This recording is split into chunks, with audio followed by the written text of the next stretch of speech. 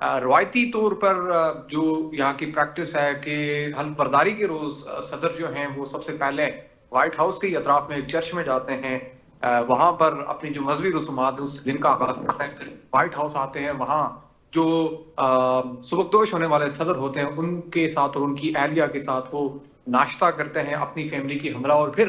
वो आते हैं अमेरिकी पार्लियामेंट में यानी कैपिटल बिल्डिंग में। यहाँ पर भी हमने ये देखा कि एक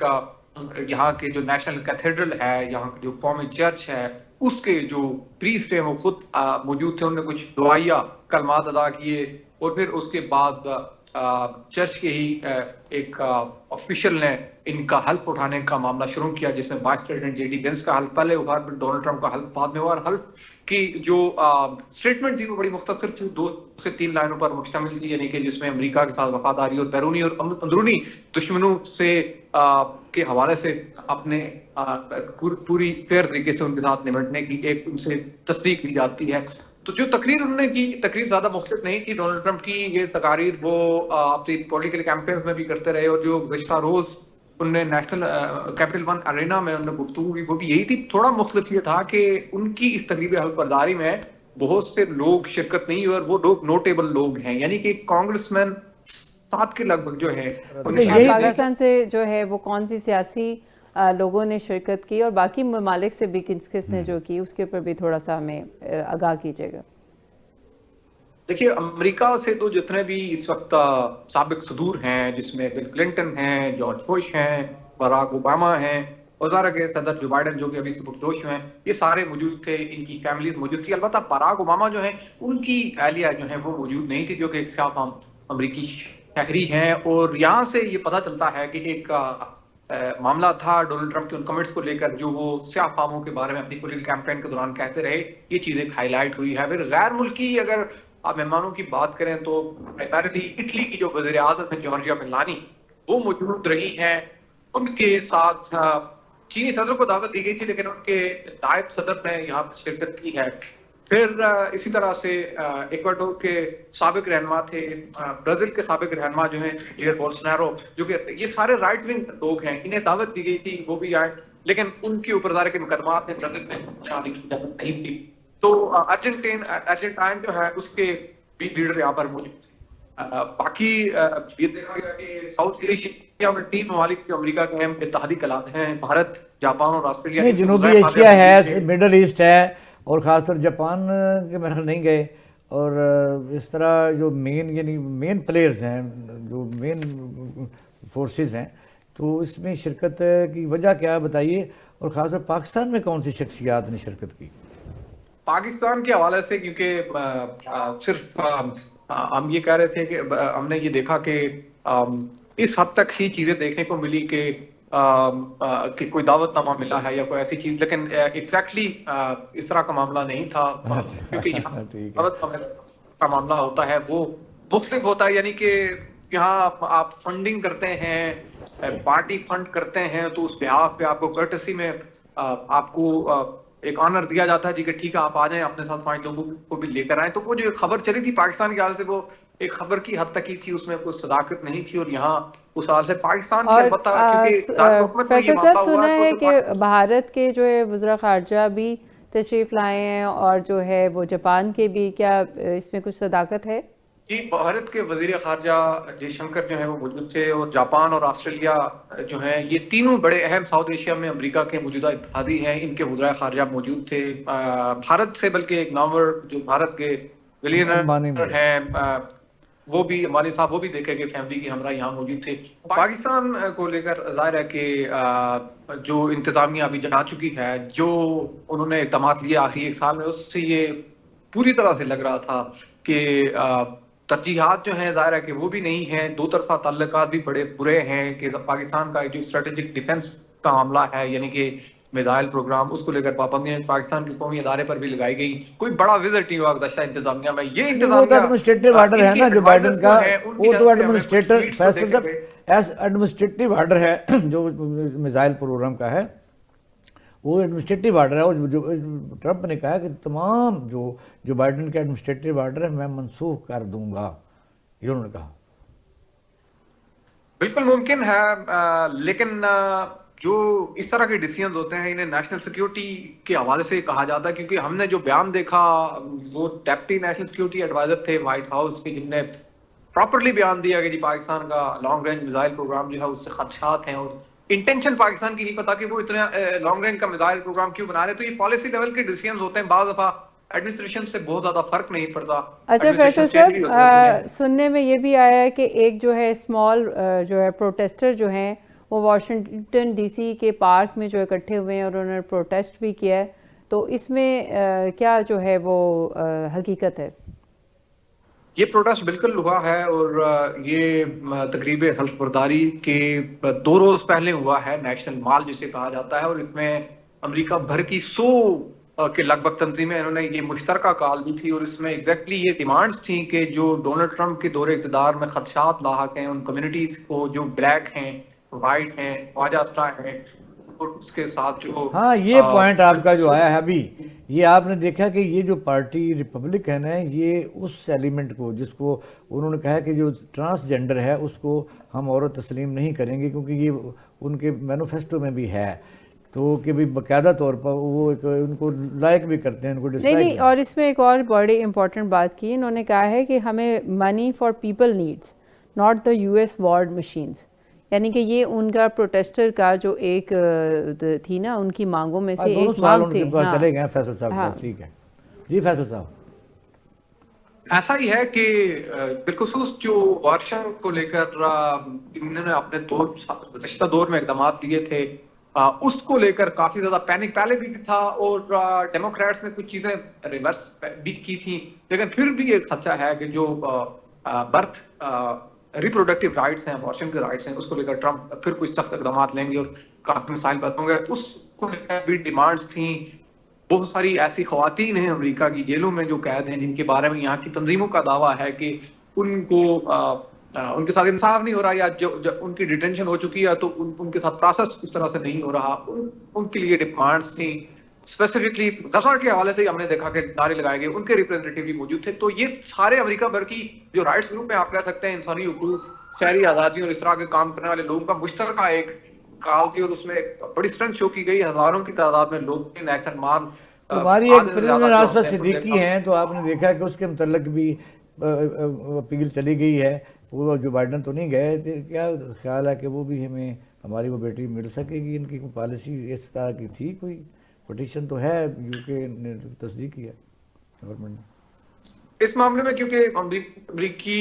मुख्तलिफ कमेटीज में हमें जाने का इत्तेफाक हुआ, तो ये देखने को मिला पार्लियामेंट्री कमेटीज के अंदर ये चीज डिस्कस हुई। पाकिस्तानी हुकाम राब्तों में तो रहे हैं इस बारे में डॉक्टर आफिया के मामले पर, लेकिन अमेरिका की तरफ से भी कुछ कंडीशंस हैं इस मामले में, ज़ाहिर है, जिसमें डॉक्टर शकील आफरीदी का मामला है। अमेरिका उनके बदले में ये करना चाहता है, लेकिन पाकिस्तान की तरफ से ज़ाहिर है कि ये एक ऐसी कंडीशन है कि जो पाकिस्तान के काबिल कबूल नहीं है। तो दैट्स व्हाई ये मामला वहीं पर है। और फिर ये भी पता चलता है यहाँ मुख्तलिफ कांग्रेसमैन और सेनेटर्स जो बातचीत करते हैं, पाकिस्तान का जब नाम लेते हैं डॉक्टर आफिया के मामले में, वो ये कहते हैं जी कि ये माजी से एक पूरा तसलसल है, पाकिस्तान इस पर बात करता रहा है, लेकिन जब बात अमेरिकी कंडीशंस की आती है तो जाहिर है कि पाकिस्तान कबूल नहीं करता। तो जाहिर बात है फैसल साहब, ये ओथ सेरेमनी थी और इतनी डिटेल जो है डिस्कशंस तो नहीं आज हो रही होंगी। ये तो जो है एजेंडा जो है इलेक्शंस में दिया गया था, और लेटर ऑन इसके ऊपर हमें इम्प्लीमेंटेशन नज़र आएगी। लेकिन जो है उनके आज जो रिप्रेजेंटेटिव आए हुए थे पूरी दुनिया से, उससे हमें कुछ चीज़ों का हम अंदाज़ा जो है वो लगा सकते हैं कि ये रिप्रेजेंटेटिव में क्या कोई जो है वो पैलेस्टाइन से आया था, क्या कोई इज़राइल से आया था, क्या जो है वो फर्दर जो है हमारी जो है वो अमेरिका की क्या स्ट्रैटेजी होगी, कितने उनके लिंक्स जो है वो शो कर रहे हैं, डेप्थ शो कर रहे हैं। इन चीज़ों को हम मेरे ख्याल में ओथ सेरेमनी से जो है हम उनका अंदाज़ा लगा सकते हैं। जो आप कह रहे हैं, जो इकबाल साहब के क्वेश्चंस हैं, वो बहुत डिटेल डिस्कशन है, और वो जाहिर बात है ओथ सेरेमनी के इस इवेंट में तो नहीं कवर हुई होगी। जी फैसल जी, देखिए, आपने इसराइल की और फ़लस्तीन की बात की, तो इसराइली जो वज़ीर-ए-आज़म हैं उन्हें तो दावतनामा ही नहीं दिया गया था, और ये बिल्कुल उसी तरह से था जैसे यूक्रेन के सदर को नहीं दिया गया। और इसमें डोनाल्ड ट्रंप की हिकमत अमली ये थी कि वो ये शो करना चाह रहे हैं कि वो क्राइसिस और जंगज़दा जो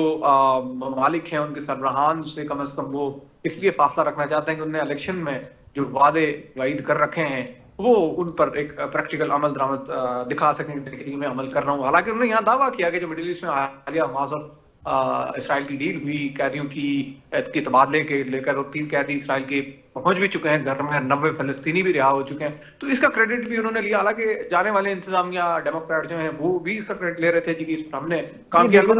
वहाँ ये तो बात दुरुस्त है ना कि वहाँ जहाँ मुज़ाकरात हो रहे हैं वहाँ ट्रंप का नुमाइंदा मौजूद था, यानी ये तो डेमोक्रेटिक इंतजामिया ने भी तस्लीम किया कि उनके लोग मौजूद थे, लेकिन क्योंकि गवर्नमेंट जो है ज़ाहिर है डेमोक्रेट्स की, वो अपने एंड पर इसका क्रेडिट जरूर ले रहे हैं, ये भी बात सही है, काबिल शुमारी थी। बाकी जो ज़ाहिर है कि फलस्तीन की बात आपने की तो उस पर डोनाल्ड ट्रंप जो है उन्होंने वाज़ेह तौर पर कहा अपनी इस तकरीर में भी कि वो तो पहले कहते रहे जी कि वो मजीद जंगें नहीं बढ़ाएंगे और जो हथियार हैं दुनिया भर में हमारी फोर्सेस तैनात हैं हथियारों के साथ वापस लाएंगे। और उन्होंने अफगानिस्तान की मिसाल दी कि जी वहां पर हमने क्या किया, किस तरह से सूरत हुई, ये उन्होंने गुज़श्ता रोज भी ये गुफ्तगू की थी। तो उस तरह से गजा की या फलस्तीन की नुमाइंदगी तो यहाँ हमने नहीं देखी। अलबत्ता गजा के लिए या फलस्तीन के लिए जो वोकल लोग हैं, जो बात करने वाले लोग हैं, जैसे कि कांग्रेसमैन इल्हान उमर है, वो बात करती हैं इस पर, वो नहीं थी यहाँ पर, और उनके साथ बाकी कांग्रेसमैन भी नहीं थे।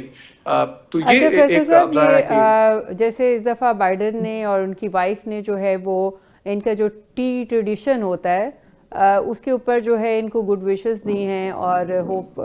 की है for the good day to come. तो लेकिन 4 साल पहले जो है ट्रंप ने ऐसा नहीं किया था जब व्हेन द बाइडन केम, तो उसका और इसमें आप क्या देख रहे हैं, क्या डिफरेंस है कि पहले जब ट्रंप के दौर में आए, बाइडन आए तो उन्होंने नहीं वार्म वेलकम किया और इस तरह विशेस नहीं दी, लेकिन व्हेन ही काम्स तो बाइडन की और बाइडन की फैमिली की तरफ से दी जा रही है। ये बिल्कुल ट्रंप जो है उन्होंने जो बाइडन साहब की तकरीब अलबरदारी थी उसमें भी शिरकत नहीं की थी, और ये उनका एक जेस्चर ऑफ रिटेलिएशन आप कह लें, क्योंकि उन्होंने तो नताइज तस्लीम नहीं किए थे जो बाइडन की मतलब, और उनका अपना जो सोच और फिक्र है उसमें क्योंकि सख्ती है, एक वो राइट विंगर रवायती किस्म के प्रेसिडेंट नहीं है, वो डिफरेंट है, वो भी राइटिस्ट लोग ही हैं। उसमें आप देखें अब इटली की जो वज़ीर-ए-आज़म है जॉर्जिया मेलोनी, इस वक्त यूरोप भर में जो जितने भी पनाह गज़ीन हैं उनको निकालने को लेकर उन्होंने सारी कैंपेन कर रखी है पूरी यूरोपीय यूनियन के अंदर सारे ममालिक को। सब जो पॉलिसी उन्होंने दी थी, कल का बयान था कि जो गैर कानूनी तौर पर अमेरिका में और जराइम पेशा उनको मैं मुल्क में हम नहीं रहने देंगे। इससे उनकी क्या मुराद है? क्योंकि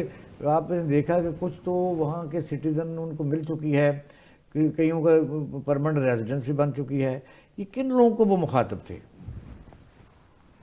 एग्जैक्टली यहाँ पर क्योंकि डिटेंशन सेंटर्स हैं, इसकी उनकी ये बात भी गलत नहीं है कि बड़ी तादाद में लोग हैं जो आते हैं और फिर वो जुराइम में भी मुलव्वस हो जाते हैं। इसमें जो अमेरिका के जो